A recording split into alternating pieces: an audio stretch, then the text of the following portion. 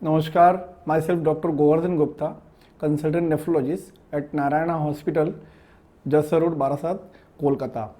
So today we'll discuss regarding the part 2 of anemia session. So in the previous session, that is anemia part 1, we have already discussed regarding various causes of anemia in a kidney disease patient. एक kidney disease का patient है जिसमें anaemia के multi factorial causes है and again the treatment is also multi disciplinary, मतलब कि nutritional deficiency अगर है तो उसको ट्रीट करना है, बेसिक डिजीज जो है उसको ट्रीट करना है ताकि सीकेडी कंट्रोल रहेगा, और कुछ स्पेशल जो मेडिसिन की ज़रूरत है उसको देना है. तो generally low haemoglobin as such is not good for the patients as well as for the kidneys.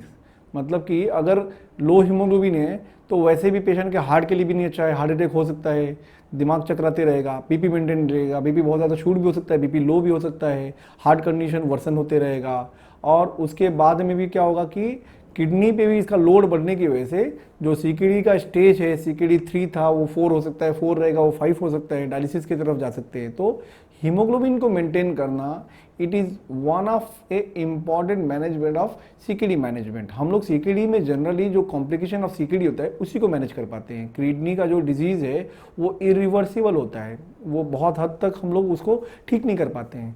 तो इसकी वजह से क्या होता है कि हमारे पास जो हाथ में मैनेजमेंट का जो मतलब कि आई की जो फंडा है, जो प्रोटोकॉल है, वो यही है कि हम लोग एटलीस्ट उसके कॉम्प्लिकेशंस को कम कर पाएँ ताकि पेशेंट एक कि एक नॉर्मल लाइफ जी पाएगा.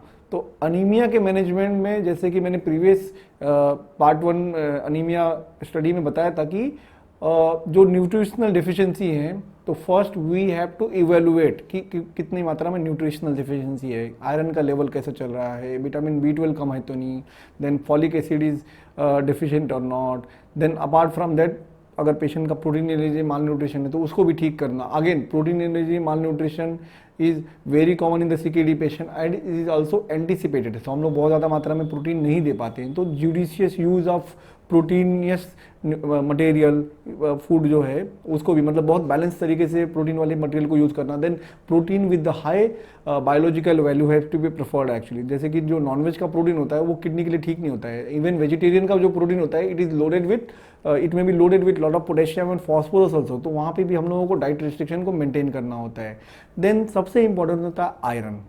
आयरन सबको मालूम है कि जो फीमेल से नॉन सीकेडी भी हैं तो जनरली आयरन का सप्लीमेंट देने से अनीमिया ठीक हो जाता है, बट दिस इज़ नॉट मतलब कि completely true for the CKD patients, क्योंकि आयरन के अलावा बाकी के भी न्यूट्रिशनल डेफिशिएंसी ठीक करते हैं. But iron is nutritionally deficient nutrient where the anaemia is common. तो इसकी वजह से हम लोगों को आयरन के बारे में सबसे ज़्यादा ध्यान देना होता है. तो अगर आयरन का डेफिशिएंसी बहुत सीवियर है तो कभी कभी इंजेक्शन की ज़रूरत पड़ती है.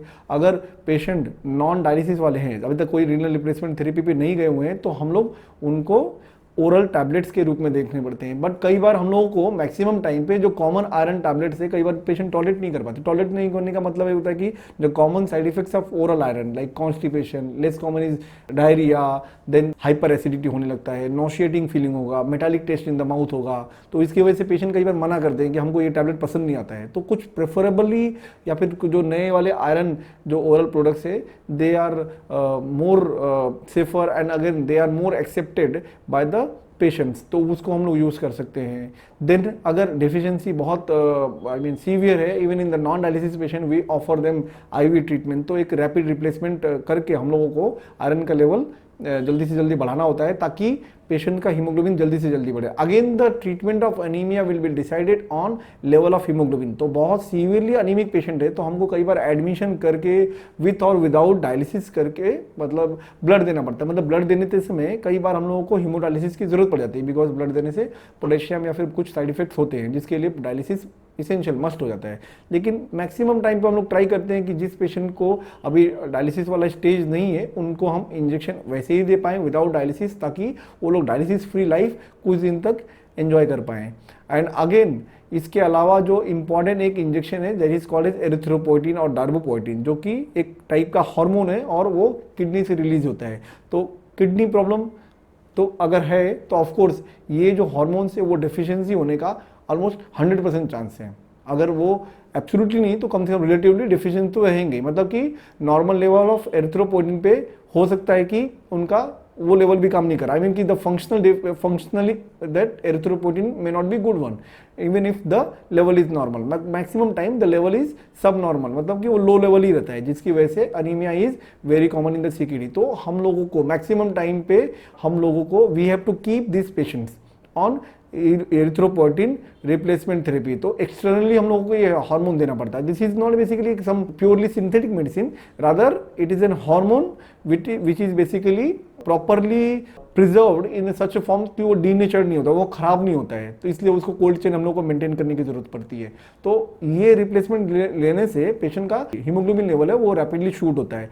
और अगर बहुत लो लेवल ऑफ अगर हीमोग्लोबिन है या फिर एक्यूट ब्लड लॉस होता है बिकॉज ऑफ एक्सीडेंट या फिर कहीं पे ब्लीडिंग हो गया, तो अगर बहुत ज़्यादा मात्रा में अगर ब्लड बह भी गए तो ये सब इंजेक्शन के ऊपर हम लोग डिपेंडेंट नहीं रह पाते हैं। तब हम लोगों को we have to admit the patient and give them blood transfusion directly. So the management of anemia looks simpler, but again on the part of patient because of the patient profile also, because the treatment will not solely be decided by the stage rather than the patient profile also, because same medicine may be tolerated by one patient, may not be tolerated by other patient. The same injection may be tolerated by one patient, may not be tolerated by other patient. So we have to personalize, we have to customize the treatment depending upon the patient profile and treat anemia. Thank you for this session. Thank you.